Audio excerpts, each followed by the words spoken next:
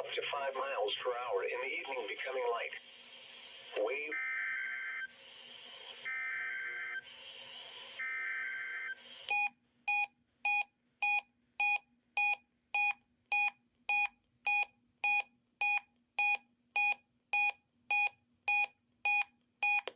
This is a weekly test of the emergency alert system from the National Weather Service Forecast Office in Las Vegas, Nevada.